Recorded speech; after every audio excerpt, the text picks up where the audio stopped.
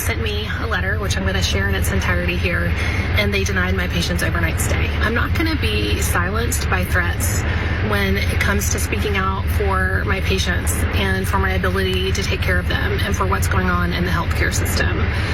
If I don't speak out, then I lose. All right, so that was Dr. Elizabeth Potter. And about a month ago, we covered her story where she alleged that she was called by United Healthcare in the middle of a surgery she was performing. And they asked to ask if their patient, who was receiving breast reconstruction surgery after cancer treatment, needed to stay in the hospital overnight. Now, United Health Group, which is the parent of the United Healthcare company, what has lawyered up, and they're demanding that Potter take her videos down. But she's vowing to fight back. Before we get any further, let's rewind a bit and take a look at the video that started the entire saga. I just did 2 bilateral deeps and 2 bilateral tissue expanders for patients. And I've never had this happen before, but during the second deep, I had a phone call into the operating room saying that United Healthcare wanted me to call them about one of the patients who was having surgery today, who was actually asleep having surgery, and said I had to call right now. And the gentleman said he needed some information about her, wanted to know her diagnosis and whether her inpatient stay should be justified. And I was like, do you understand that she's asleep right now and she has breast cancer? And the gentleman said, actually, I don't. That's a different department that would know that information. Anyone who's been through something like this knows exactly what's going on. In the weeks since that post, Dr. Potter's been sharing other insane stories of how she fights with insurance companies at her job. Here's one example. We saw 31 patients, primarily patients with breast cancer today. Also had another conversation about a different patient with United where they wanted us to justify an inpatient stay for a patient who is going to be having a deep flap where that patient really does need to stay overnight and be monitored. So just letting you know the real story here, trying to practice medicine in 2025, navigating insurance is one of the most time-consuming parts of my job as a microsurgeon, and that's saying something. Micromanaging the microsurgeon. So we mentioned earlier that there was a letter sent to her by the United Group, and here's an excerpt of it. United Healthcare never asked or expected you to step out of surgery to make a phone call, and any suggestion that we did so is false. On the morning of the surgery, your office incorrectly ordered an inpatient hospital stay when you meant to order an outpatient observation stay. And the subject of this, regarding your defamatory TikTok and Instagram videos about United Healthcare. I'm going to briefly note that an observation stay technically means that you're staying in the hospital while doctors are assessing if you need further care. And in other words, if you're on an observational stay, you're technically still an outpatient, even though you're inside the hospital. It's a little bit of clarification. Anyway, the letter continues.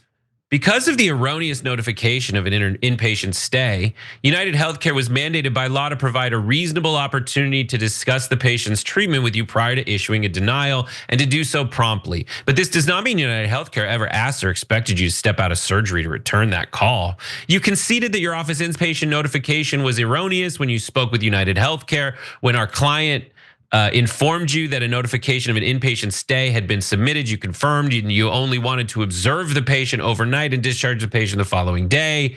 You must promptly correct the record by removing your videos, posting a public apology to United Healthcare, and condemning the threats of violence aimed at your client resulting from your post. And also it says, our client was surprised that you left a patient mid-surgery to return a call, and that it had informed your staff was not urgent and could wait. You know this because United Healthcare's representative told you this and insisted the call could wait until after surgery, yet you insisted on talking to United Healthcare. Dr. Potter responded to the letter by stating that she committed no error and requested an overnight stay for medical reasons. but did not address the discrepancy between the inpatient versus observational stay as alleged by United Group. Dr. Potter recently stated that she has obtained legal representation. All right, so she made a video saying that the healthcare system is messed up. This is just one example of it. United Healthcare seems to be coming after her, issuing a cease and desist and saying that in the subject, your defamatory TikTok and Instagram videos about United Healthcare, this is what it feels like, just from personal experience. They will, if they're gonna come after you full bore, they're gonna put the word defamatory somewhere at the top and then never mention it again. This is a general observation. And then you're gonna go to war. And that's it. And so there's a lot here. Obviously, United is the group whose CEO was slain by Luigi, and all of this is a backdrop. Does this take does this take the focus and put it in the right place, the wrong place? How do you feel about her essentially getting taken to court for pointing out something that a lot of us, I mean, seemingly being led to the process of getting taken to court for something that a lot of us are like, yeah, that sounds about par for the course? It's complicated because there's so many different things that are wrong with the healthcare insurance industry specifically that, like they're fighting against an entire public who is not falling for their, trying not to cuss. They're not falling for what they're typically usually tricking people about, right? They act like, they're here to facilitate healthcare for the people. And they assume, I think up until very recently, that the people were falling for it, that the people were like, yeah, things are a little bit difficult with these health insurance companies, but we need them. They're a necessary evil, not even really so evil. But then whenever Luigi Mangione actually did assassinate the CEO of United Healthcare, they didn't get the response that they were expecting to get. I don't think they thought that people would take the polite response and just say, oh, we don't really like these healthcare companies, but that's not what we should be doing. That's not who we are. There are other ways to get your message across. And let's not start killing CEOs. But that wasn't the response they got at all, right? The response was either people were shrugging because they did not care that this man was shot in cold blood in the middle of the street in New York, or they were like, maybe it's not such a bad thing, right? So the response to all that maybe was a wake-up call for them. I would hope that it was a wake-up call for them, regardless of what they said about it publicly or even in their own leaked internal memos. But the thing with it is, I don't know a single doctor who became a doctor because they wanted to deal with all the bureaucracy, because they wanted to do paperwork, or because they wanted to just fight with insurance companies all day long. They became doctors, some for the money, some for the prestige, yes, but most of them became doctors because they wanted to help people. And these insurance companies are preventing doctors from doing their actual jobs, which is to help people. People did not become doctors. They didn't go to years of school and then years of medical school and then do years of residency just so they could fight with insurance companies. It slows them down. And this is already in a system where we don't have enough healthcare providers, right? We don't have enough facilities for people. So many people don't even have access to healthcare, either because they live in an area where they can't get access to it or because they can't afford it. So we have other problems with healthcare already in this country that are preventing doctors from doing their absolute best. And if you want to talk about efficiency, Elon Musk, this is a very inefficient system, and it hurts because people suffer directly because of it. People die because of it. So I really hope that this doctor is successful in her bid against the insurance companies, but she's going to need a lot of support if she's going to actually realistically take them on and take them down in any kind of way. Maybe she needs Jesus. Listen, this doctor, you know what she should do? We just talked about a story about how Christians are being discriminated against, and Donald Trump wants to do something about it. Say you're a Christian. This doctor would say, I'm a Christian, I'm being discriminated against from United Healthcare. Please, I'm a good God-fearing Christian, and now they're coming for me. By the way, that's the level of emptiness that they have in these types of accusations. Think about this. To your point, yes, people have stopped buying into this. They still thought that we haven't reached that breaking point yet. So of course, when that United Healthcare CEO was murdered, there was the thought that people are gonna fall into line like we always have. Now they have to reconfigure their approach. Now this approach turns into trying to censor people, coming for their social media posts. Again, stop and think about it. This is how normalization happens. We just see something happen that we've always railed against, that even this particular MAGA party is railed against, and we see it as, well, it's okay because the guy that I'm following is okay with this happening. He hasn't mentioned anything to that yet. It's authoritarianism. That's a hateful approach to the way that we're supposed to, I thought, care about Americans. I keep hearing these words, America first, make America great again, while someone is dying on an operating table. Are they not an American? Maybe that person's a Christian, which piled it all on top. But again, back to the social media posts. They're censoring people posting about their experiences because they don't like what they're saying.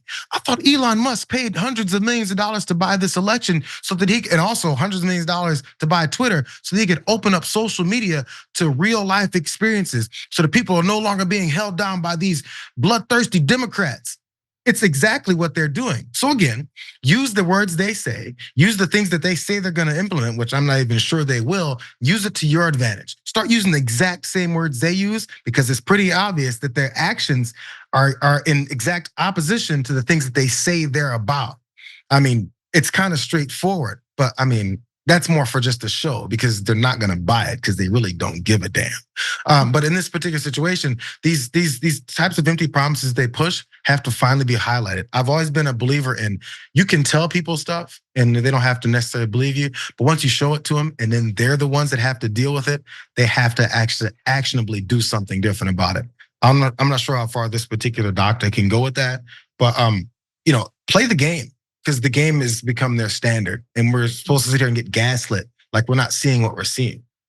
Yeah, I don't know the specifics of overnight stays and all that stuff as it pertains to this particular microsurgery. But Brett, who cares, right? Right, that's my point. What if they didn't? My point is, like, you gonna sue her? Are you gonna sue her?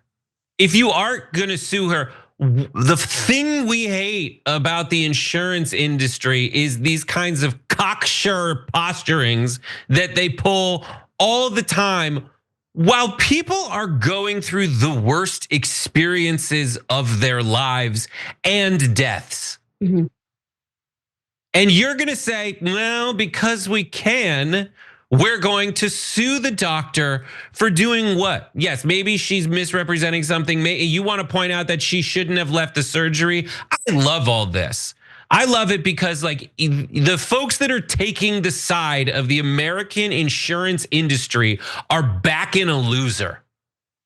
Nobody likes these people. And if you are backing the American health insurance industry, I'm not talking about like, oh, we need to have money in the healthcare industry because we do the stuff that no one else does in the world. I'm talking about like the Mr. Incredible's job in the movie The Incredibles. If you're backing that, you're on a losing side because you're backing a system. We have basically government-run healthcare in this country. It's Medicare for all. It's Medicare. It's not for all yet, but it's Medicare. And those administrative costs are like 2 to 5% of the overall cost. This stuff, this waste of time, this red tape, this is why the administrative costs of healthcare in America are so damn high. Private insurance companies, it varies, but I've seen numbers like 15% of all costs, and 15% of all costs in a system where we in America pay so much damn more for healthcare per person and we die sooner. Thanks for watching the Young Turks, really appreciate it. Another way to show support is through YouTube memberships. You'll get to interact with us more. There's live chat emojis, badges. You've got emojis of me, Anna, John, JR. So those are super fun. But you also get playback of our exclusive member-only shows and specials right after they air. So all of that, all you gotta do is click that join button right underneath the video. Thank you.